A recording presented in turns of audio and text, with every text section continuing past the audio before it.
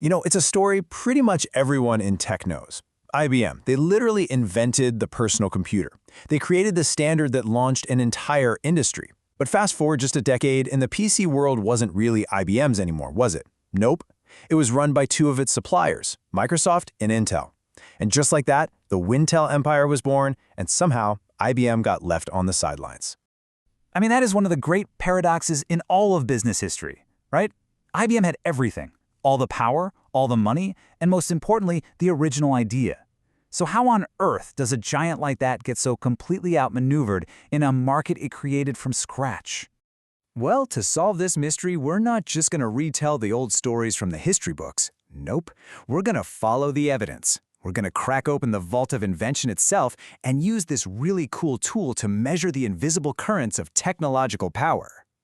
Okay, so to get to the bottom of this, we're going to trace the slow, kind of complex, but absolutely fascinating decline of IBM's PC empire. But we're not going to do it by looking at headlines. We're going to look at the hard data hidden in its patents. So how are we going to track this huge power shift? Well, our key piece of evidence, our smoking gun, if you will, is something called a patent citation. It's this incredibly powerful clue that lets us see who really holds the power in a tech landscape, way beyond all the marketing hype. So what exactly is a patent citation? Well, the easiest way to think about it is like a bibliography, but for an invention. See, when someone creates a new piece of tech, they are legally required to reference the older patents that their invention builds on. It's basically a map of technological DNA. And this is why it's so important. The logic here is actually super simple. If other inventors are constantly citing your patents, it means you invented something truly fundamental. You laid the groundwork that literally everyone else has to build on. You see, counting patents tells you who's busy, but counting citations, that tells you who's actually influential. Okay, so now we have our tool. Let's take it to the scene of the crime. And in this case, the crime scene is a critical battleground that was fought deep inside the personal computer. I'm talking about the war for control over the data bus. That superhighway that connects all of a PC's components together. Now, this war wasn't fought in a single battle. It happened over several generations of technology, each with its own drama. It all starts with ISA, the original IBM standard.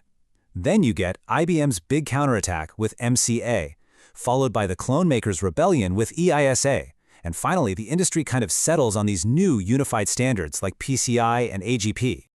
Okay, now here's where it gets really interesting. Let's look at the data for that first generation, the ISA bus. Take a close look. The company that filed the most patents wasn't IBM. It was Compaq, the scrappy upstart clone maker. But who had the real influence? No contest. IBM. Their patents were cited 219 times, way more than anyone else. I mean, this chart is the perfect illustration of our main point.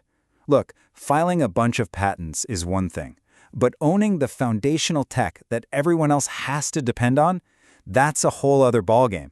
And in the beginning, the PC was, without a doubt, built on IBM's intellectual property. And this brings us to the main event. This is where the gloves really came off. In 1987, IBM tried to slam the door shut on all the clones. They launched this new proprietary bus called MCA. But their competitors, with Compaq leading the charge, they banded together and created their own open standard, ISA. And the key was, it was backward compatible. The war was officially on. So, who won? Well, in the end, the industry went with the open ISA standard. And you can see Compaq's leadership right there. They filed 14 patents. But, and this is the crazy part, look at the citations. IBM is still number one. Even the patents for the rival standard had to reference IBM's core technology. So yeah, IBM lost the battle, but man, their technological shadow was still incredibly long. All right, let's fast forward to the next generation, the PCI bus. And folks, this is the moment everything starts to change. Sure, IBM is still crushing it, on top with over 1,200 citations, but look who just exploded into second place with 724 citations, Intel. The chip maker is now officially more influential than the biggest PC maker, Compaq. You can see the shift right here in the data, clear as day. That Wintel axis we talked about, it's starting to form, not just in magazine ads, but deep down in the technological guts of the PC. Intel's influence is absolutely surging. A new power player has definitely arrived on the scene. And this final set of data pretty much seals the deal. This is for the AGP bus, that specialized port for graphics cards. And look, Compaq is now in first place for citations. Intel is a super strong number 2. And IBM? They're not even in the top 3. They're gone. The transfer of power is complete. So we've followed the data trail, right from the birth of the PC all the way to the rise of its rivals. So what's the final verdict? What does this hidden story really tell us about how technological power shifts and moves? You know, the researcher who originally dug into this, Pascal Corbel, he put it perfectly. He said that just counting patents, it doesn't work. The real story, the one about who has foundational influence, is hidden in the citations. They're like a measurement of the technological debt that every new invention owes to the ones that came before. So the story the citations tell is actually a lot more complex than you'd think. It's not like IBM's influence just slowly faded away. No, it stayed incredibly strong for years, even on its rivals' technology, before it just fell off a cliff. And Intel's rise? That wasn't a straight shot to the top either. It was more of a V-shaped curve, where they dipped during the bus wars and then came roaring back to a dominant position. So here's the bottom line. By the time we get to that last generation of bus technology we looked at, IBM, the company that started this whole revolution, had fallen all the way to 4th place in technological influence.